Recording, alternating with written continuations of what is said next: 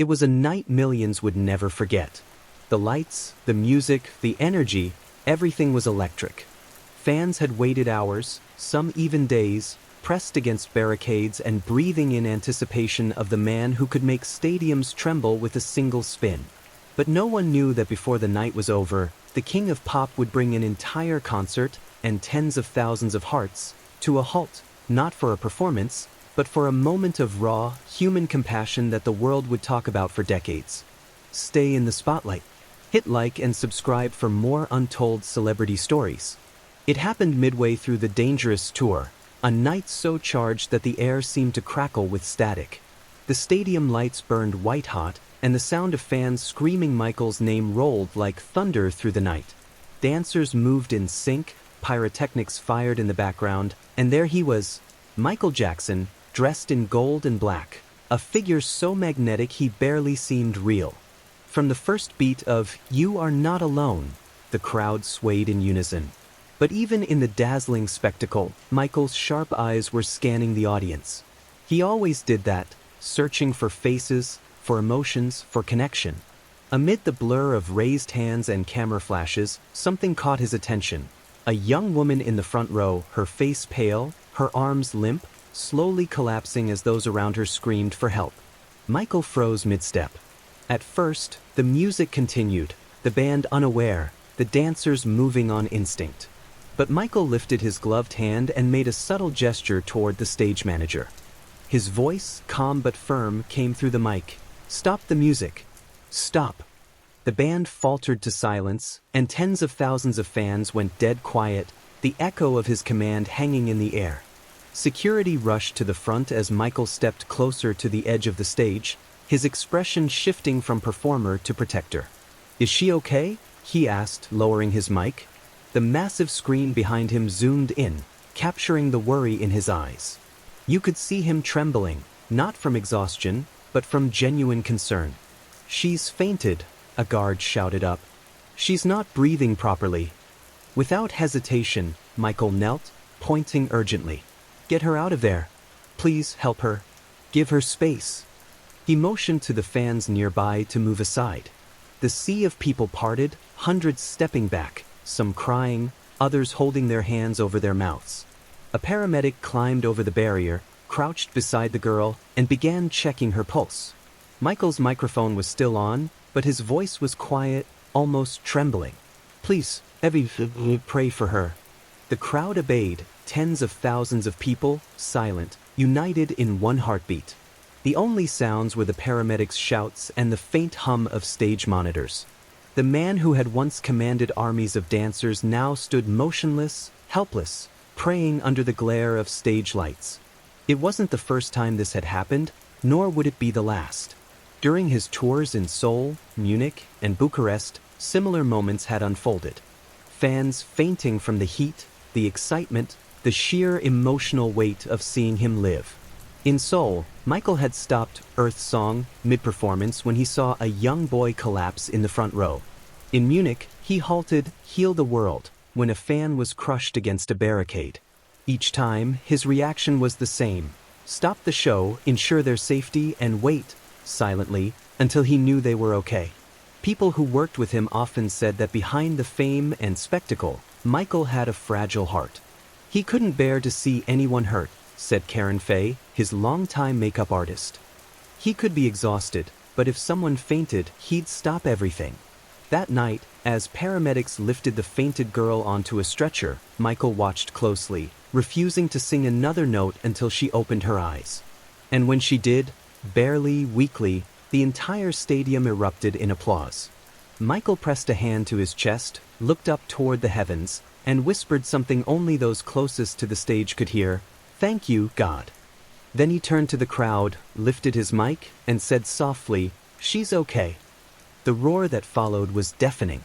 When the band resumed, the tone of the night had changed. Something unspoken had shifted in the air. Michael stood still for a long moment before beginning the next song, "Heal the World." His voice trembled on the first note. "There are people dying," he sang, his eyes glistening. The words, once part of a performance, now felt like a plea, sincere, urgent, real.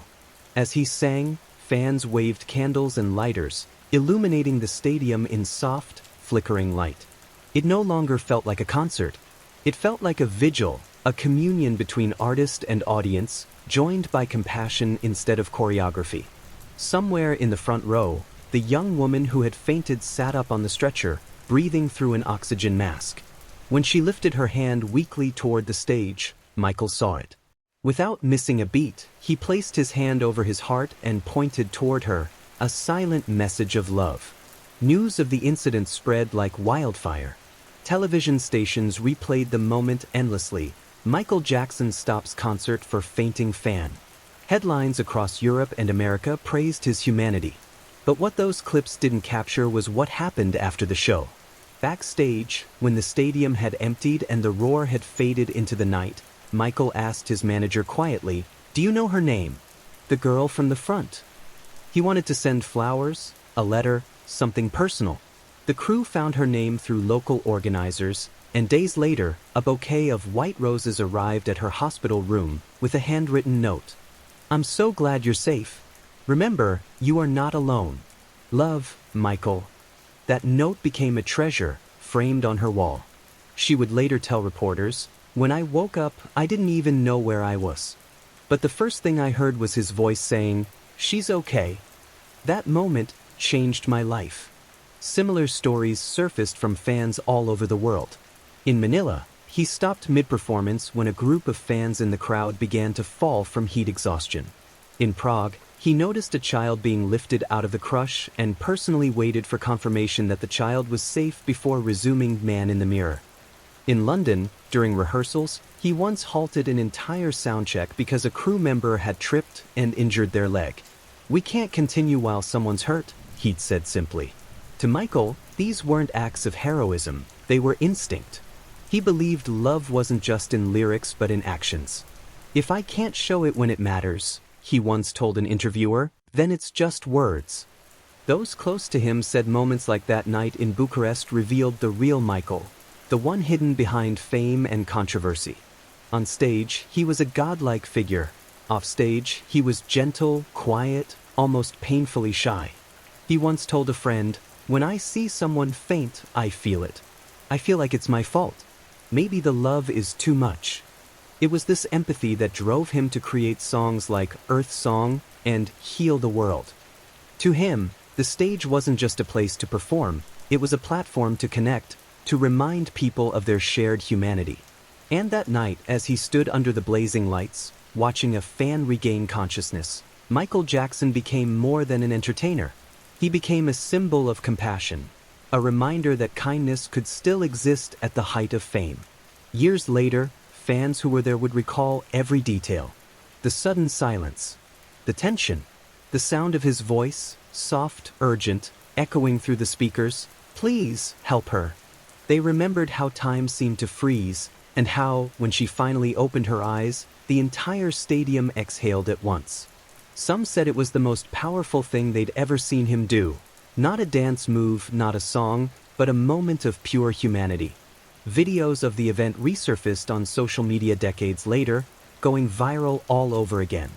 New generations who had never seen him live watched in awe as the king of pop halted his own performance for one anonymous fan. "That's who he really was," one commenter wrote. "Not just the greatest performer, but the kindest soul." When the show ended, the audience expected him to leave the stage after the final bow.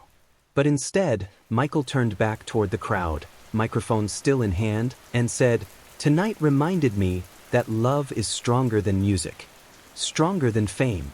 You are my family." He looked toward the section where the girl had fainted earlier and added softly, "Take care of each other, okay? That's what this is all about." Then he smiled, a small, tired, yet luminous smile, and raised his hand in a final wave. The crowd exploded in cheers, but for once, the noise wasn't for the show. It was for the man. In that moment, the king of pop wasn't moonwalking across a stage or shattering records. He was standing still, humble, grateful, a reminder that even legends have hearts that beat for others. And as the lights dimmed and fans held each other, tears streaming down faces painted with glitter and sweat, one truth became clear. Sometimes, the most unforgettable part of a concert isn't the music. It's the moment when the music stops. Years after his passing, that night remains one of the most replayed and talked about moments from Michael Jackson's tours. It's included in documentaries, fan tributes, and interviews with his crew.